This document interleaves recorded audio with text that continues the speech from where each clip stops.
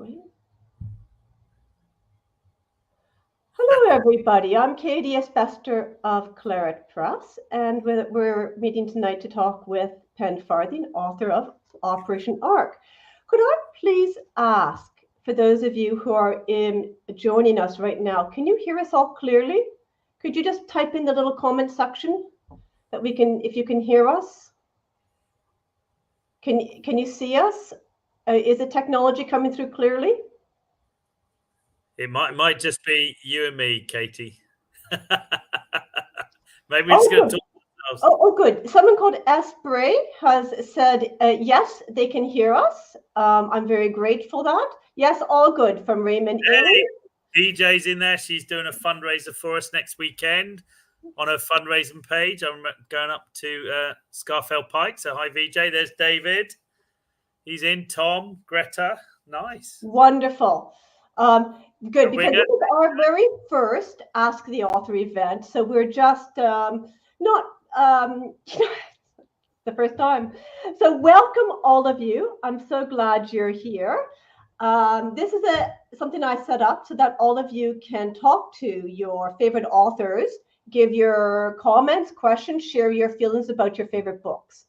If this is something I think is one of really technology at its best, because hopefully then we can share better our world, and as well as talking to interesting people like Pen Farthing. If you agree with this, please subscribe to Claret Press for more events and the occasional also book that I don't publish very many books. This is Pen's book is a little bit, I do very few books a year. Pen's one of them. But please subscribe. And here's an added incentive to do so. At the end of November, I will be pulling names from a hat of all the subscribers, and 10 people get a free copy of the audiobook, a free download. So you can have a free download. Personally, I prefer paper. For those of you who prefer paper, this book is very available. You can either buy it from Pen's charity Nowzad, from Claret Press, from me, or from any bookstore, Amazon, ebook, paperback. It's widely available. So let's begin. As you know, some of you may already know, for those of you who don't, my guest tonight is Pen Farthing, the Royal Marine Commando, former Royal Marine Commando. Former, yes. The Sunday Times bestseller. He is the founder of the animal welfare charity Nowzad, based out of Kabul in Afghanistan, and also the author of Operation Ark, the book that we're going to be talking about tonight. And this book chronicles his escape from the Taliban-controlled Afghanistan during the evacuation of Western forces during the summer of 2021. Just for some people who may not be familiar with you, Pen, like not everybody is familiar with the situation. If that's okay with you, I want to give everybody just a small catch-up, okay? There was the September the 11th. The Al-Qaeda was hosted, cared for by the Taliban government of Afghanistan. The Americans invaded, overthrew that government, and put in place with the help of the West, including Great Britain. In 2020, President Donald Trump, he was then president, he might be again tomorrow, but at the moment, he is former President Donald Trump. He signed something called the Doha Agreement, which gave Afghanistan back to the Taliban. Then President Joe Biden pulled 100% American forces out prematurely, leaving only a small group of American soldiers left to protect the embassy only. So the Taliban walked into Afghanistan without encountering any resistance, and it grabbed the big airfield, which had been controlled by the Americans, funneling everybody into a small airfield through which they had to be evacuated.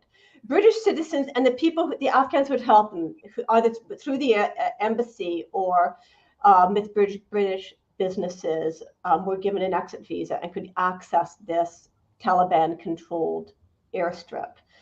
But for whatever reason, 13 months odd had passed since the signing of the Doha Agreement and the evacuation. For some reason, people didn't have their exit visas. And then it happened in August, so the British government went on holiday. even with an exit visa, it was even difficult, even for British citizens, citizens of the West. It was exceedingly difficult, if not impossible, dangerously so, to pass this bottleneck. Pen's Norwegian-born wife Kajsa and a pregnant American friend were almost crushed to death trying to get through it. There was a suicide bomber. There was tear gas. It was calamitous, and it sounds absolutely terrifying.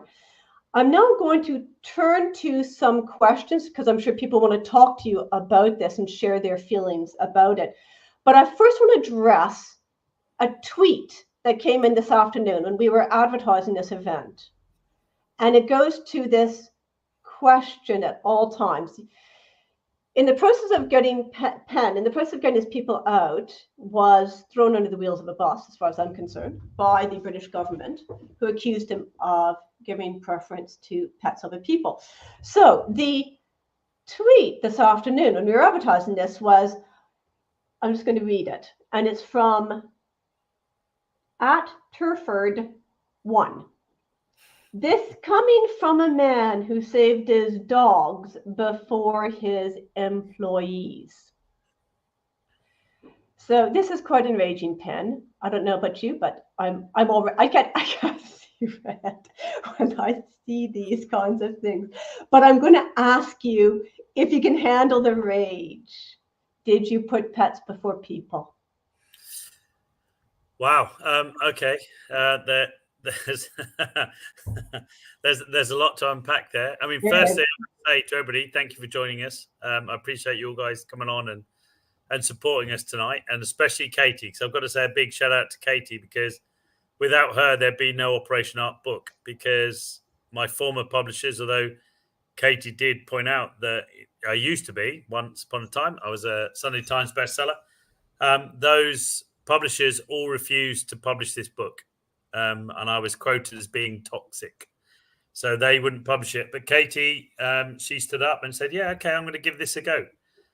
So please, do support Katie. Do, sign up to her newsletter because she took a risk where nobody else would. And I hope you guys who've read the book, or you're going to read the book, will appreciate the fact that without someone like Katie, I couldn't be here now talking tonight.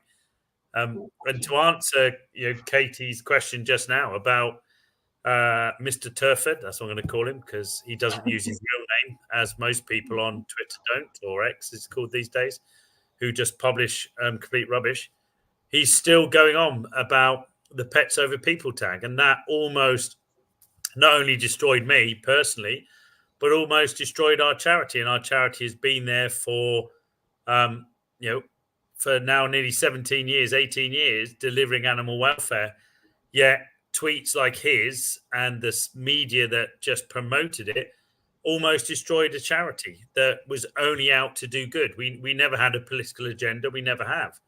It was just always about the animals. And so for me today, 3 years on, when I, because I saw the same tweet you did, I was just, wow, 3 years on and people still believe this rubbish. I mean, right now, there's some of our Afghan staff are watching this, that we got out. They were rescued. They came to the UK under the Operation Ark banner.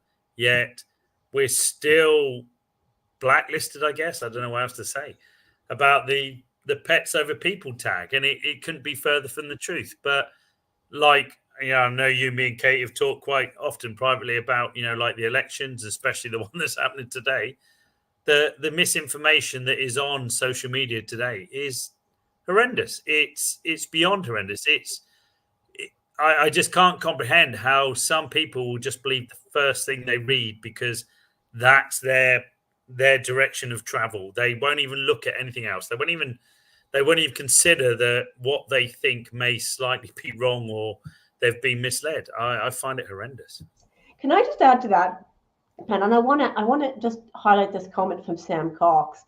Pen shows how biased the media is. Having just come back from Israel can vote, it's still happening. I actually know somebody who knows 6 degrees of separation from a very high-ranked editor of a major, highly respected broadsheet newspaper. And I actually got his home phone number and I left a message. And he very kindly emailed me back and said, no, I'm sorry, we're not interested. And I said, look, I really think this, takes on the conservative government of Boris Johnson. And it's really interesting. It reads like a thriller. It's a great book. And he emailed back and he said, and I am, if not a word for word close, it's near as damn it. He said, we like our narrative of pets over people. We're sticking to it. So it's not just that people want, like an individual Joe Schmo on the street is, committed to this. Our media institutions have also committed to this, and that's not helping your cause, Pen. It's really not. Yeah, 100% they have. I mean, we've seen headlines, and especially me, I guess I've seen the headlines because I was in them. But yeah, it was just made up. I mean, one of them just is a blatantly obvious thing was the one of the newspapers. I guess we better not name them in case we end up in lawsuits tomorrow morning. But one of the newspapers was like, "Yeah, Pen Farthing has left Kabul with these animals. He is now flying to Muscat in Oman." Yeah. No. I have never been to Oman in my life ever. One of my trustees at the time, Dan, he may well be logged in now. He met us up in Tashkent. He was one of the trustees, along with a guy called Ian, who was a vet, who met us to help with the animals. We flew into Tashkent. That's where the plane landed. Yet the papers were all saying I went to Oman. And then people believe it. It just, I can't get my head around it, Katie. Sometimes I absolutely despair about it. Okay, I'm just going to quickly deal with the question, and then we're going to come back to this topic, Pen, because I think it really goes to the core of our democracy, which is based on A, people being rational, B, people being well-informed, and C, having a free press. But we get a couple of questions. The first is from Jessica Schimmel, interested in knowing about that also, and from Tom H. Have you settled here okay? Have your Afghan staff settled okay here in the UK? They're very welcome as far as we're concerned.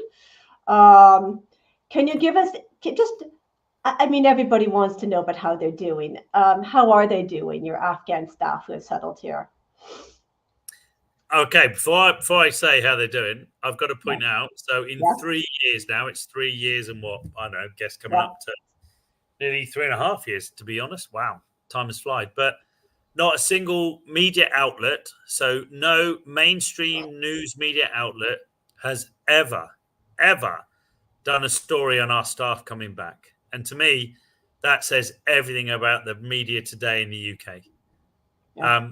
One of them was prepared to say they were wrong, and it wasn't pets over people, by talking about our staff. And even back, within, I guess, kind of 3 months of our staff coming back, the young boys and girls were going to school. And I know David's on here.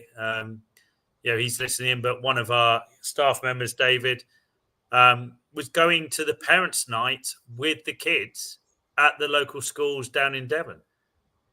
So the kids are there, they're at school, they're trying to get themselves into the UK society, and the kids were doing amazing. And they always came back with glowing report cards. They're trying to learn. They're there. They're not trying. That's the wrong word. They're wanting to learn. It was amazing. Yeah. But no newspapers ever covered that. So our staff now, they're split around the country from everywhere, Newcastle to Liverpool, London, of some down in Devon where we are, Birmingham. They're split up all over the place because we had no control over where they went, and we couldn't even take part in their resettlement. The UK government completely banned that. So we had nothing to do with that side of things. Mm-hmm. But we talk, or we meet up every now and again. And they're doing really well, and we're really pleased to say that the first one of our veterinary staff actually passed his UK veterinary exams just about, I think, 2 weeks ago now. Dr. Mustafa, he is now a fully qualified UK vet. So well done, Dr. Mustafa. He is, he's living his dream, and he's seen it through. And it's not been easy. 100%, it's not been easy. But he's there now. He is now a qualified UK vet. So I'm really proud of him. And congratulations to you, Dr. Mustafa. Well done. Indeed. Congratulations to him. There is something that I think came through. Sorry, I'm just clicking accidentally the wrong buttons. So, so you did that during my edit phase of my book, Katie. There was loads of stuff you just deleted. I'm sure there was. So someone asked, and I've managed to go and lose it. So my apologies to the person who asked the questions. Here we go. I found it. Barbara Gale. Followed the Nowzad evacuation of Afghanistan at the time. Can you explain why certain members of the government and other members of parliament at the time were so determined to undermine you? What's your opinion? What's your feeling about that, Pen? Yeah, I'm glad you said my opinion, my thoughts on it. Obviously, I don't know 100% this is why. But what I do know, from being in the military, I obviously served 22 years as a Royal Marine Commando. So I know a little bit about planning ops. There was no planning to this operation. It was called so quickly. And I don't mean ours as in Operation Ark. I mean Operation Pitting and the wider US evacuation of Afghanistan. It was called literally like that. And I know this for a fact. With Nadra, when she ended up in Ramstein, which is one of the evacuation points for refugees from Afghanistan in Germany, they were given, Ramstein's a huge, huge military base. The people there in command were given 1 day's notice. That's a point of fact. It's out there. It's not something I've made up. So they were given 1 day's notice. They were getting evacuees from Afghanistan. So that tells you how much planning had gone into the actual evacuation itself. And so, especially from the British point of view, suddenly they've got to evacuate people from Afghanistan. And so for me, seeing all of that and seeing how it was actually implemented on the ground, because I talked to all the local, news media in the UK, BBC, ITV, Sky, all of them, Channel 4 News, while it was happening, because I was giving them the live updates from the ground, and they weren't pretty. People were getting crushed to death at the gates trying to get into the airport, and the British government didn't want that, those visuals related to them. And so that's why they started to undermine me. And that's why the pets over people tagline came in, because suddenly I just became this, this crazy guy who loved dogs more than people in Afghanistan, rather than, everything we'd done in the past, for 15 years prior to the evacuation. Nowzad had been there fighting rabies in Afghanistan. We were the first ever organization to employ, Afghan nationals who were women, as veterinarians. We had female veterinarians working for us. None of that was ever portrayed in the media. It was all about Pen, this crazy dog guy who just was trying to rescue some dogs. So it's just clearly to undermine this. And that's what I think, and that's why I think they did that. I don't know. I've never, no MPs ever, had the guts to stand up in front of me and tell me to my face. And I'm sure none of them will. Most of those who were part of the last government now don't have jobs anymore. So, although one of them is a sir. That's why we got put into the House of Lords. Okay, so this is, I'm going to put this in a slightly broader category and move us into the United States. In your book, you mention a number of people who helped you, which include Americans. Like, there's a huge number of Americans who were there still, and they helped you, and you speak very positively about the role that they played in helping get the animals on various on the plane. Can you please ask me, can you please give me your opinion about the potential win of Donald Trump? If he had been president, do you think this would have been quite at the time? And do you think this would be, how do you feel about this going forward? It's kind of crazy, isn't it, that we are actually having this conversation tonight when right now, there couldn't be higher stakes in the United States. Timing's then. Timing's everything in life. I know, and for the rest of the world. I got so much, and not just me, although obviously it came directed at me, but it also affected the charity. But we got. Oh, you're frozen. I don't know if you can hear me, Pen, but you're frozen. Until you unfreeze, I'm just going to fill the awkward silence by commenting from Margaret Tennant. It does sound as though you're used as a scapegoat to detract from the government's own failings and ineptitude. Margaret Tennant, I entirely agree with you. That's my opinion about it as well. And I think that there's been some very good points being made here. As soon as Pen comes back, I'm sure he'll continue. And I'd like to also add we just lost Pen. I know he's en route right now to Afghanistan, to Kabul. So hopefully he'll be able to join us in just another second or two. And there he is. He's back. And he's back. Pen, can you hear us now? Yes, I can. Okay, we lost you there for a minute. But I'm glad you're back. So you're en route to Kabul right now. Is that correct?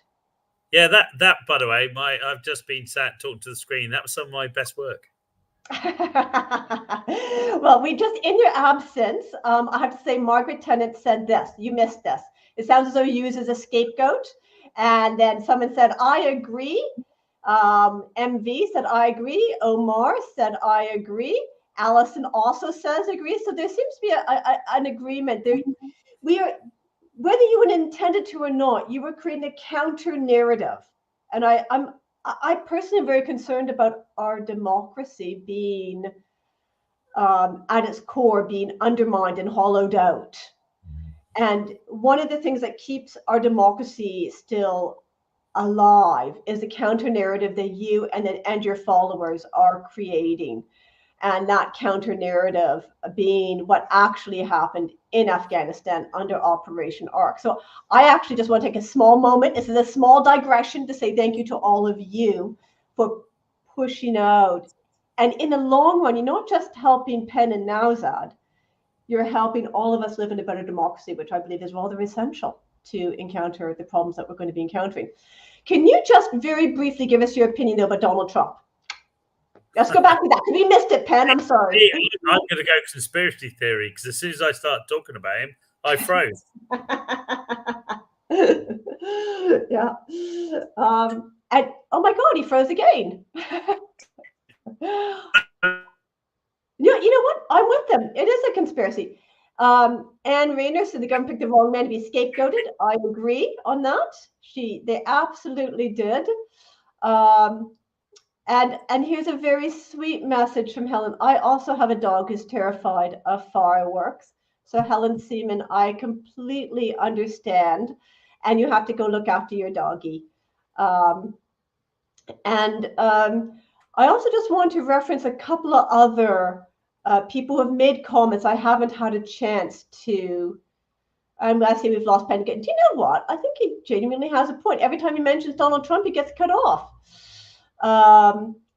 So I'm glad to hear that the staff is doing well, and I'm glad to hear that the babies are doing well and the dogs are doing well. Perhaps, Pen, very briefly, you can tell us about how little Ewok is settling in.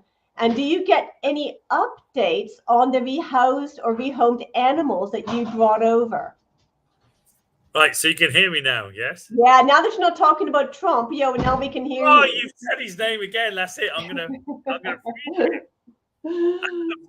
Okay, I'm gonna ask you a big Cheetah. How about that? Rather than calling him by rather than calling him by his back. I say his name, but I mean, yeah, he was the one who signed the Doha Agreement, so that's why the whole of the evacuation began, because he signed that Doha Agreement, and then yes, clearly he was removed from power by Biden. Biden came in, but Biden continued it, and we're incredibly scared now because if today, which the vote goes again for a certain guy rather than the lady who's in the election process. He said he's going to end the Ukraine war in one day, and I don't think the Ukraine war ended in one day. Oh my God, every time he says something political, he gets cut off. This is almost uncanny. Almost uncanny. I'm very uncomfortable with this. So the case Alexandra Toth says the establishment doesn't want him to speak, and we got proof of this because he keeps being frozen out every time he tries to say something. So crazy. Oh, and you're back, Pen. Honestly, I think this is bizarre. I've got a political broadcast here, and every time you go to say something political, this time about Ukraine, you get frozen out. Unbelievable. Okay, let's talk about dogs. The Yeah. dogs, and let's Tell me see about Ewok. Tell me about Ewok.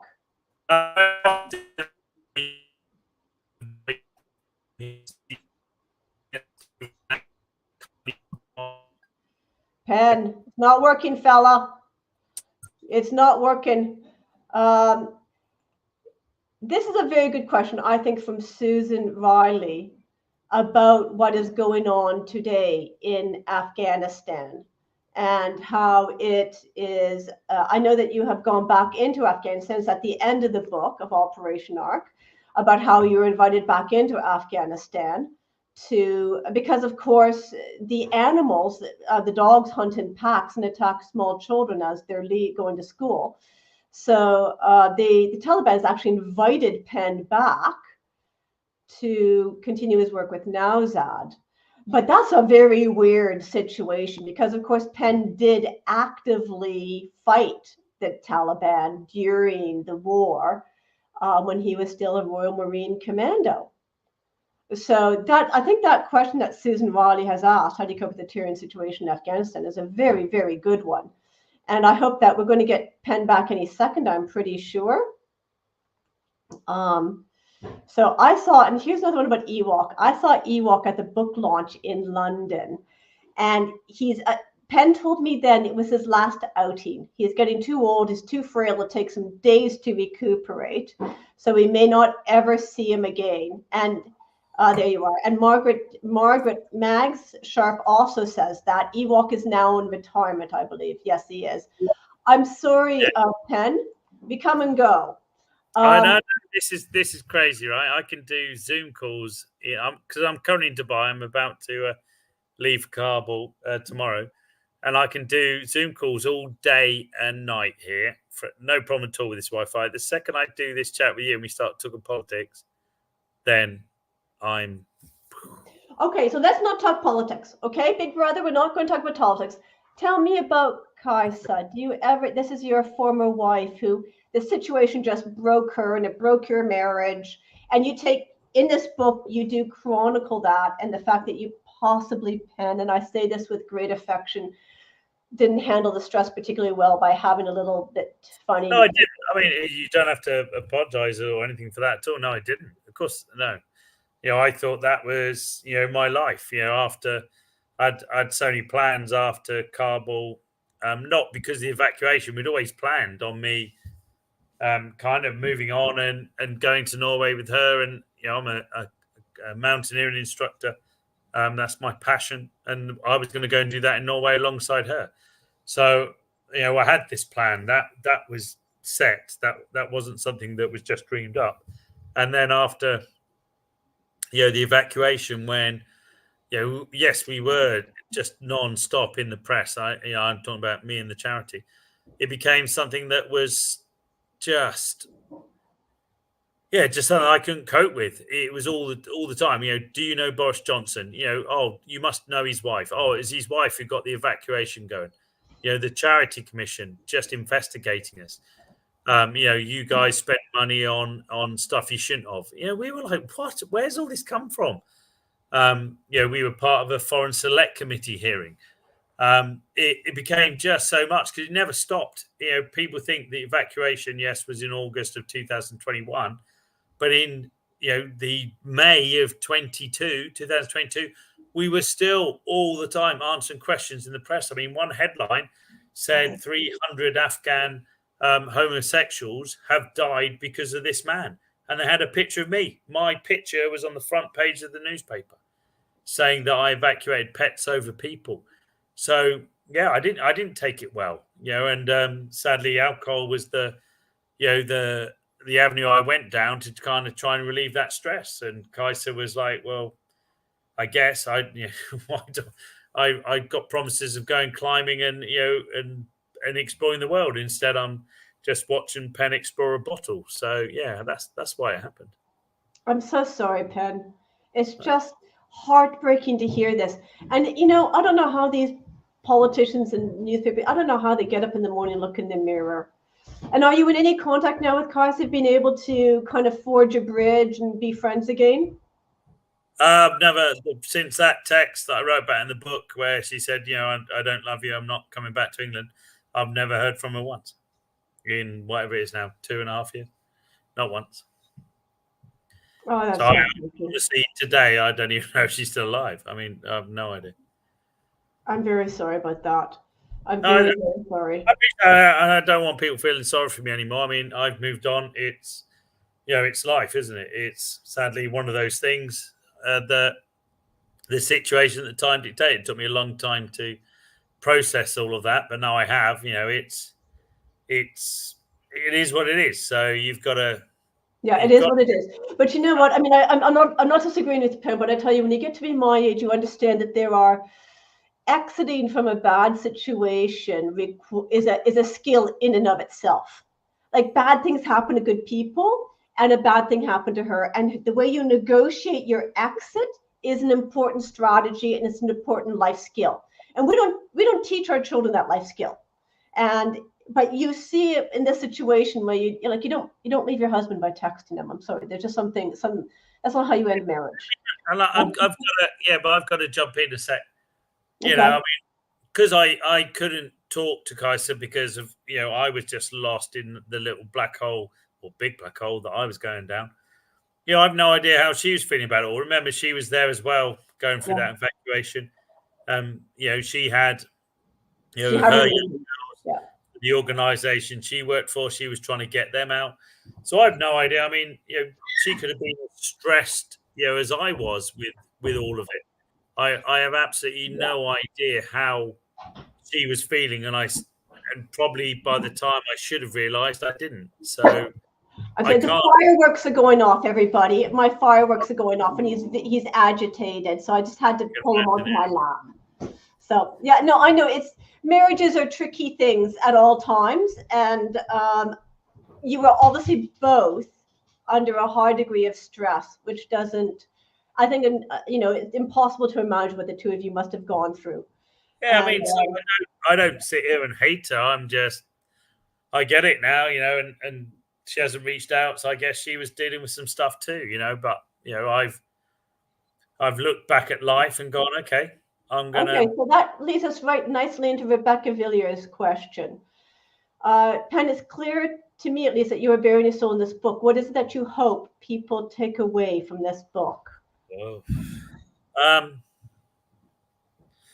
I mean, for me, the truth. I mean that everything I've written in this book, we've backed up with evidence. So the people who've been to the book launches have seen the actual live photos, from the event. We've got our staff that are here. So when I've quoted them, if we ever needed or somebody who doubted us, the staff who are here, who were part of Operation Ark, can back that up. So I guess it's the truth. And it was also, for me, therapy. Once nobody wanted to publish me, I was kind of like, right, fine. And I was just wallowing because I hadn't actually spoken to anybody about it all. So writing the book was that going to therapy. I was sat there, instead of talking to somebody else, though, I was writing it. I was sat there putting it all down on paper and just everything I was thinking about. So for me, the book is not foremost for other people. It's for me originally as a means to express myself, but then also, for people to read the truth. But the issue I have with all of it, and again, we see tonight with this group of amazing people who have, who've logged in to watch us talk, they already knew that we were doing the right thing because they backed us. We could not have done Operation Ark without the amazing support of the people who are, in this chat right now. All of them, helped us and made us, successful. Yet it's the people who always doubted us. They'll never buy the book, so they'll never actually realize that we were telling the truth. That's the sad thing of how it's gone with the book. Maybe what you say to your followers is to buy a copy of the book and give it away as Christmas presents, because it is such a thriller. that even if you're not that interested in politics or dogs or Boris Johnson, it's nonetheless just a great gripping read. And and then you get one person who's ambivalent, disinterested, who knows a little bit more. And I think that that also helps spread the word about the importance of the truth, which I think is really important to get out. So Alison said Alison Goff said you mentioned you were invited back to Afghanistan. Is the government sympathetic and helpful with your aims and objectives of your charity? We had the utmost respect for everything you do very well. Yeah. Yeah, well, I mean, yeah, so that was something that was never reported on. You know, I was made out to be this old, I think I was quoted as being the Afghan dog fancier. That's what the newspaper headlines called me. An Afghan dog fancier who should not be in Afghanistan. We were there for 15 years. We promoted rabies prevention. We were out there, TNVR, trap, vaccinate, neuter, return. We were vaccinating the dogs and cats because sadly it's cheaper to vaccinate them than it is children. You know, the vaccinations for children, are so expensive, and sadly not everybody will take it up. They won't take their children to be vaccinated. Lack of education, they don't believe in that. So for us, vaccinating dogs and cats, that was an easy way of preventing rabies. And then once Operation Ark happened, there was no one in Afghanistan carrying out that work. So when we tentatively asked, about coming back to Afghanistan, the government, the new government, and whatever you think about the Taliban, what you have to remember is we put them in power. So it's no good me moaning about the Taliban now. I didn't put them in power.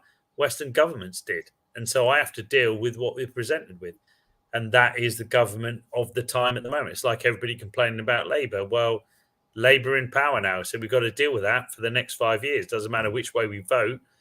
We've got to deal with them. So that's what we're doing now. And they've asked us back. They've given permission to operate. So that's what we're doing. We now have the first ever 24-hour animal hospital in Kabul with their blessing. So I can't complain at that. Obviously, I complain at their policies on other stuff that's going on in Afghanistan. But I can't complain on the fact that, yes, we're allowed to operate as a hospital. So, and we're back to now working with working animals, which severely need our support and help. And the dogs and cat population, but it takes a lot of resources. And sadly, donations, as we all know, with the cost of living crisis, are down. So it's always an uphill struggle. It is always a fight. And just to rather talk about, accepting the reality of changes of government. And I don't, what happened to you was under the Conservative government. We're going to get blocked again. That's it. I'm going to disappear. You know that, Katie. I know, in which case I will fill in with my charming, witter on charmingly, and hopefully nobody will leave. I'm about to go over it again. I'm going to get. I'm about to ask you another question about politics, because you can't take the politics out of the story. Okay, you just this is not just about dogs, and it's not just about the Taliban. It's about the functionings of a democratic society. So I am going to ask you another question about it. That Boris Johnson government was just comprehensively wiped out in the last election. Are you cautiously optimistic that now that we've got Keir Starmer and the Labour Party in power, that your experience might be different? What if they had been in power back in August of 2021? And are you optimistic about going forward with them being in power? Do you think it makes a difference? No. So I might disappear everybody again for a second. But no, we were slated by both Conservatives and Labour and SNP and the Green Party and a whole load of Lib Dems at the time of the evacuation. It was not just reserved to the Conservatives, which is what everybody thinks. And so for me, I have the current crop, or not the crop of MPs, that's the wrong word to use, but the morals of the current system that we have with MPs. No, I don't have any hope going forward. For me, I've just got to look at the post office scandal that's going on at the moment. I've listened to it while I've been traveling, and seeing the fact that still, they're having to write to the Prime Minister of today to say, look, this is still going on. Will you answer me? And still, it's not a major priority. I'm gobsmacked at. I really am. I think that for anybody who is in power today, that would be, you want to get that solved and resolved to prove to people that you're up on speed on the problems of the day. And so, I don't have any hope going forward at the moment with the current government, because literally they are the same politicians that were they were in opposition back in Conservative days. We need a whole new crop of people to come through who actually appreciate the demands of the world today, not the demands of the world from yesterday. And that's not people of my age and older. That's younger people. We need young people coming through to actually look at what's going on in the world today and make it a better place. Because I'm sorry, but the older generations have made a complete mess of that. It's a bit distressing, isn't it? It's that old quote by Winston Churchill: democracy is the worst form of government except for all the others. And if this is the best that our democracies can do, then I think we really have to really get out and participate and change it for the better. Any suggestions about how we might be able to go forward doing that, Pen? I mean, I appreciate the fact that this may be out of your comfort zone, so I'm being a tough interviewer. But what do you suggest?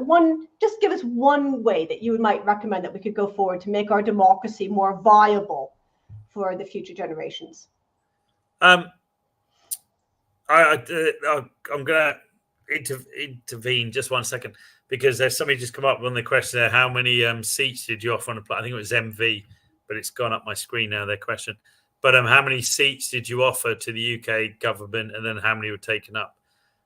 We had a flight that was 230 seats, and we offered, obviously, because once we couldn't get our staff in, they were going overland. So we offered 229 seats to the UK authorities.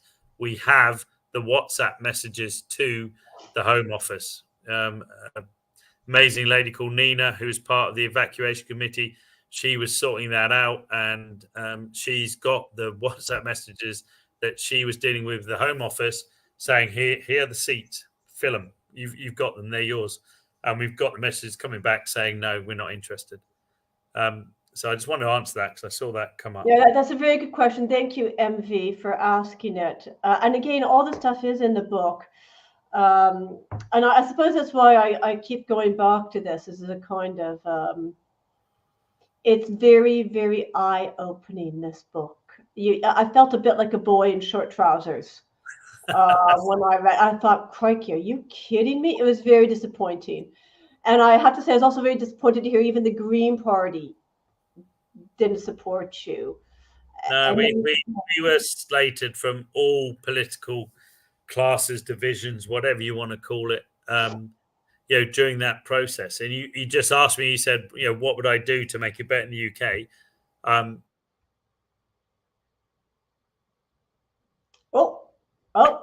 I think we lost him again. You see, every time he talks politics, we lose him. So Jessica Schimmel made this very interesting comment. I think that Roy Stewart made a good comment to not swap ministers so often and to have people with genuine knowledge. Jessica, I agree with you and Rory Stewart that is a very, I think it's entirely reasonable. I don't even think this is radical. This is like, well, duh, you mean we're not doing that? Very self-evident.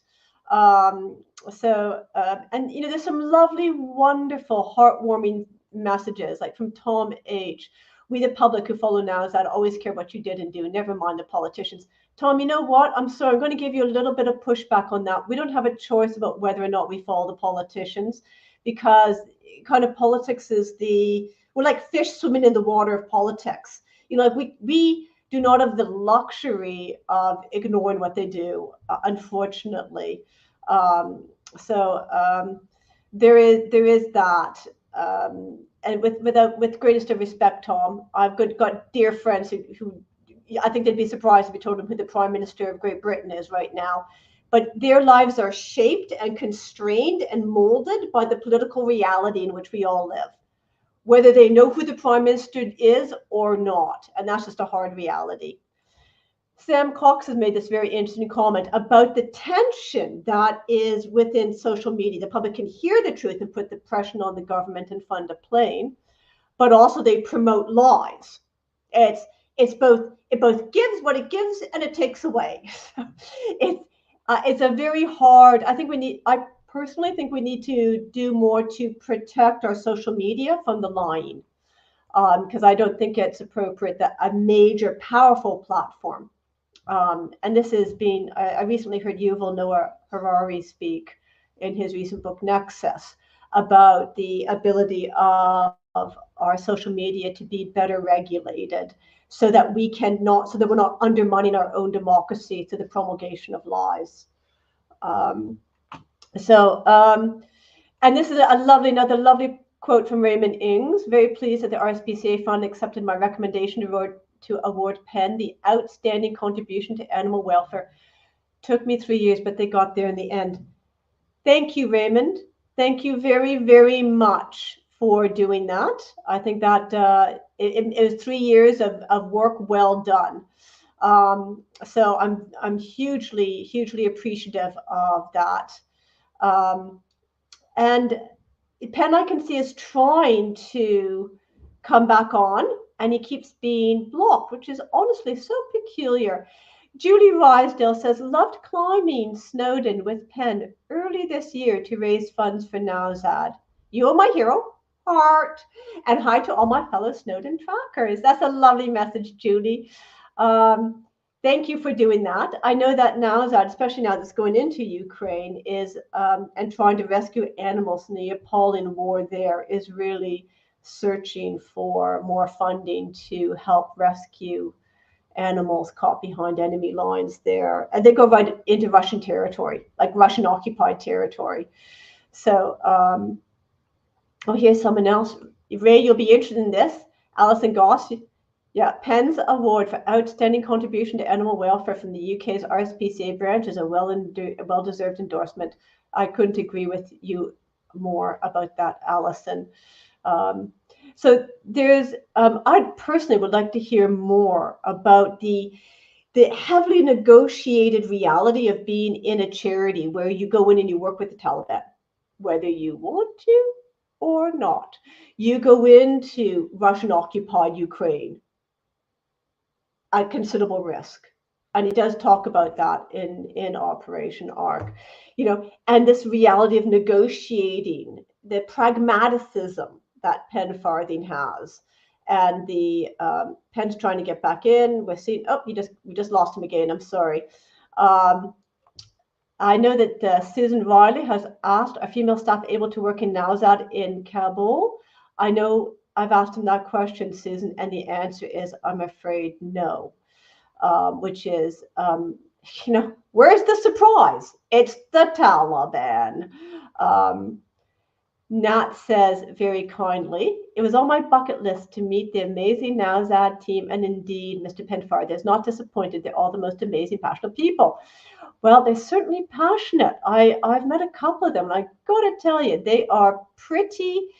They are, to say they care. They say they care is putting it mildly, and that is important. I think if you're running a charity, and if you're running, doing something as high risk as going into Afghanistan, as high risk as going back into Taliban-controlled Afghanistan, if you don't care, there's not enough money in the world to make that worthwhile. So this is Daniel CPT. Thank you, Pen, for everything you've done. Thank you for bringing Bojo and Tintin into our lives. I assume those are rehomed dogs. Daniel, tell us more about Bojo and Tintin. I'm a big dog fan, so I hope to hear more about him. And VJ Kritsinger says, for all who've read the book, I think it's vital to keep sharing Pen's and Nowzad's story on our own social media platforms and to help fundraisers to keep their work going and growing. And, this is very true. And we've got Pen back now. And welcome back, Pen. This is becoming a little bit fraught. And it's totally my fault. I just want to, this is my fault, Pen. It's not your fault. It's not. Keep talking about politics. I'm literally sat in here screaming at the Wi-Fi, jumping up and down. Okay, let's answer some questions. Well, Jane Carter, people in Afghanistan allowed to have pets? Yes, there's no ban on having a dog or a cat. People will have pets, and so most of our clientele that come to the Nowzad Animal Hospital are people who. Okay, well that's good to know, because then that's still operating as a kind of situation in which people can rehome dogs. Because I really honestly believe all dogs want is a family of their own. I don't think they actually want to be outside of having a family. A family is more important to a dog than just about anything else. I think this comment, we always come back to this, from Jane Carter again. Who regulates the regulator? It's an old Latin. Who polices the police? If I was classically trained like your governing class, I'd be able to do that in this original Latin. I think it was Cicero who asked that question. And it goes down to, how do we, the whole point of democracy is that we're supposed to be able to vote out the people who behave badly. But if they're all behaving badly, then, options are limited. So what are you supposed to do? And then you get into people who then just refuse to engage politically. And I understand the attraction of that. Oh, I see we just lost Pen again. But I don't think that is the answer, because obviously our democracy can only operate when we have more people participating. Pen, I'm getting a little bit, I'm wondering if perhaps we should, is there any final words you'd like to say before we get cut off again? This is crazy. I'm in Dubai, right? I'm in Dubai, in a hotel in Dubai, and we can't actually have a Wi-Fi chat. This is nuts. Is Dubai a dictatorship? Yes, it is, very much so. Very okay, much. I'm just saying. Beyond belief, it is, yes. Okay. So if there's people ask questions. Sadly, no Afghan women cannot work. They are now banned from working or being educated. It's not something we can publicize, though, or we can talk about, because we are very fearful that the retribution will be on our male staff in Afghanistan who work, which will therefore stop all of our projects. So that's not why we can't go out there and make a song and dance about it. And also the fact is, I believe totally it's not my fight. It's the fight of the Western governments who put the Taliban in power. They're the ones who need to deal with that. What can I do? Just answer that question. Okay, great. Thank you very much. I just wanted, while you were away, we were talking about, I think it was Jane Carter asked a question about who regulates the regulators, which was a classic. And MV has very kindly given us the Latin original. And I hope MV will follow up. Was it Cicero who asked that question? It's a rhetorical question. Who polices the police? I seem to remember it being Cicero, but I could be wrong. Maybe MV. I'll answer that question you asked me earlier, Katie, which is very much along these lines. What we do now going forward, but that question. We have to have regulation on social media. And I think everybody who posts on social media needs to stand up, put their head above the parapet, and have their name and face there. You can't have people who are faceless, nameless, who just post this absolute hatred and misinformation, and there is no comeback. You can't just say something about somebody without any knowledge whether that's true or false, and then that lie becomes this reality. You can't do it. I mean, I stick my, certain politicians do. You stick your head above the parapet and you're there. Everybody knows it's me. Yet people who make the most horrid and absolute vile comments are faceless. You can't have that. Social media needs to be regulated. We need to turn that off and say, right. And sadly, X at the moment is probably the biggest,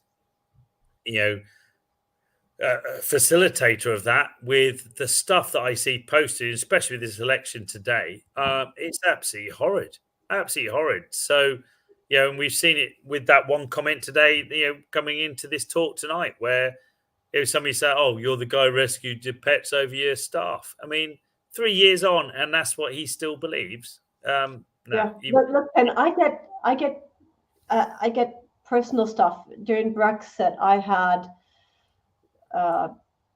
people send me hate mail. Go home. It's like, Isbest is actually a Scottish name, so kind of I have come home. It's like you missed a few generations in between, because I'm actually born and raised in Canada. But it's astonishing what people can, and honestly, it's hard to overstate as a publisher of controversial authors like yourself and great. Well, that sound like a bit of a plug, but great page turning stories like you've written that people will read, commercial stuff.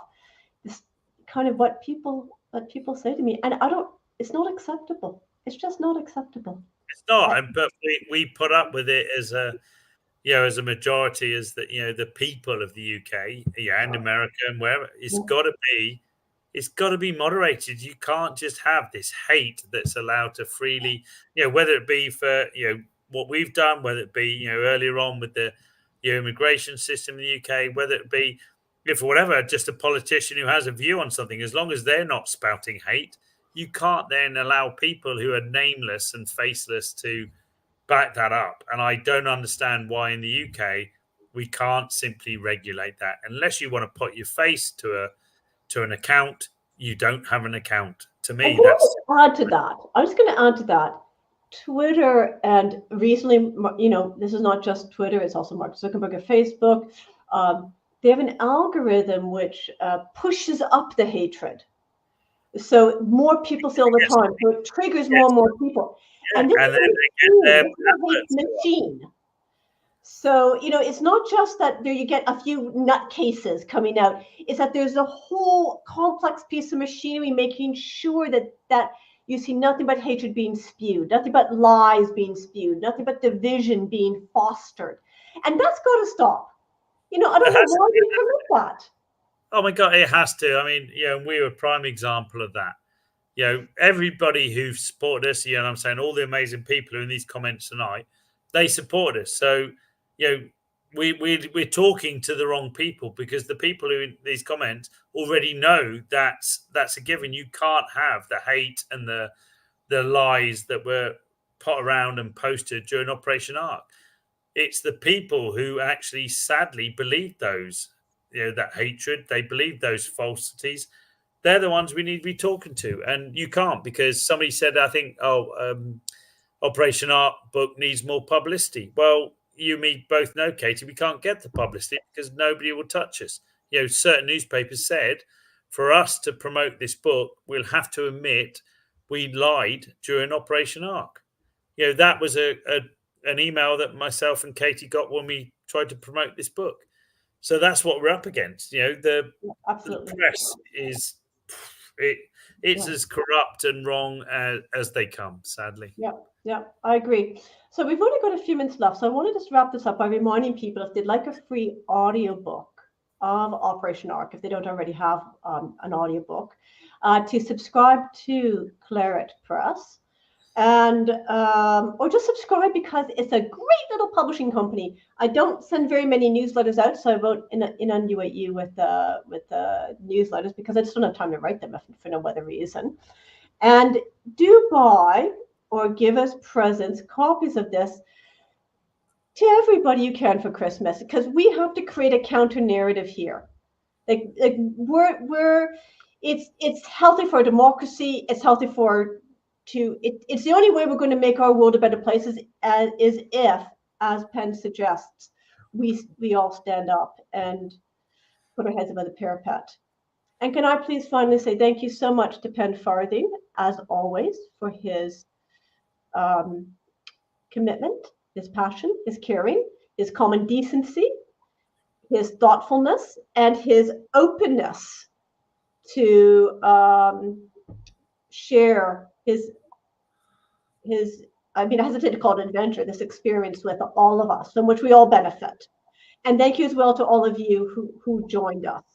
And sure, thank you, everybody. Yeah. Totally.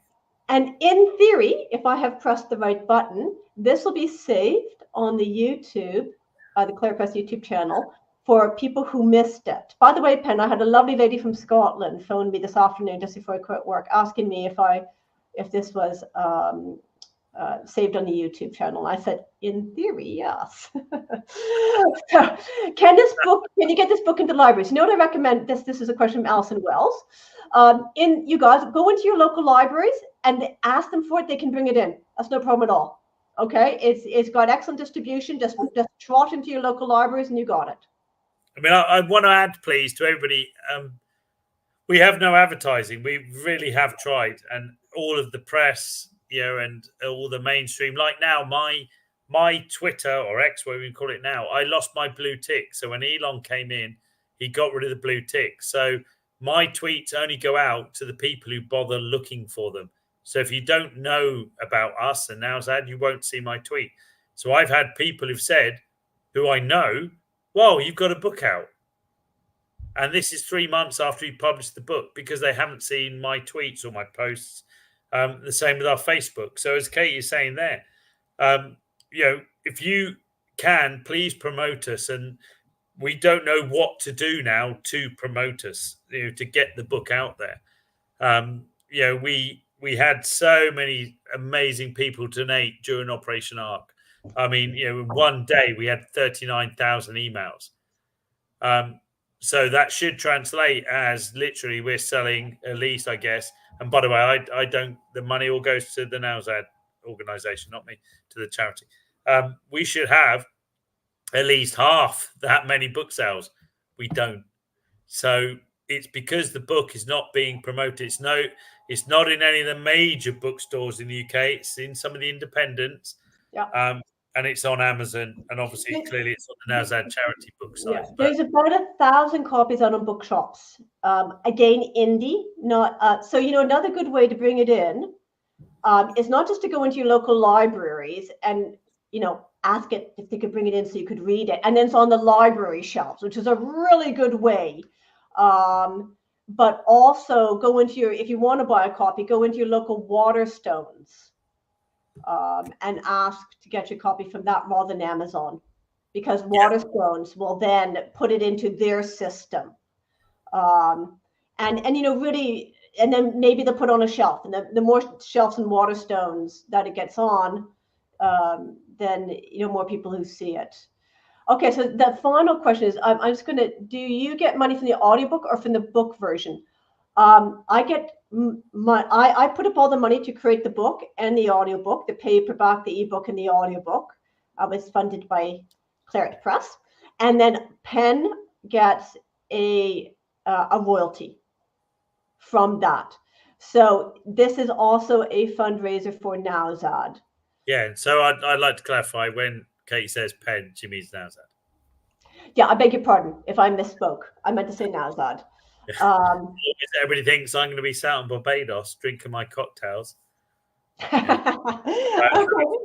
So we're it's Nowzad, yeah. So yes, it's Nowzad. Yeah, I beg your pardon. But I stand corrected. Yeah, so I want to say, okay, so everybody just remembers before you just quickly go that without Katie taking this on, and it was all the charity has not paid any money to have this book printed, so it's all been Katie's money, the gamble she's taken on printing this book and getting the audio book done. So clearly, the funds that we raise, and the profit that we get will go to Nowzad. But obviously, Katie took that, that risk originally. So I'm truly grateful for you, Katie, for doing that. So people just need to be aware of that. Honestly, you guys, I'll be honest, and I will say flat out that this is the reason why I set up a publishing company. It was to get out these kinds of stories that were not being published by the mainstream. And I am of the opinion that many of us want to read a thoughtful, intelligent, if you want to say well-researched, knowledgeable, highly readable piece of work, like not vampire romances. It's not my cup of tea, but equally not some turgid, thick piece of academic research. I can't read that anymore. I'm too old to read that stuff. So I want something that's really a great read, but it's also really important. So I want to thank you, Pen, for making me fulfill my dream. I get to do this. Yay!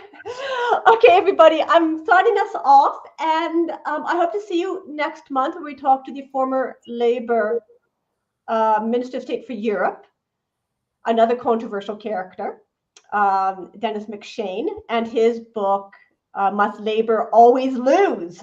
Because, of course, it's doing a magnificent job of underperforming at the moment, which is unfortunate. So join us next week if you want to talk more with a former Labour MP who also is a bit of a naughty boy. So it should be an interesting conversation. Don't forget to order it from us, Pen. This book from us, Pen. Get it into your libraries, get it into your local bookstores, and we hope to see you at future events. Goodbye, everyone. Thank you. Appreciate everybody. Thank you. Bye-bye.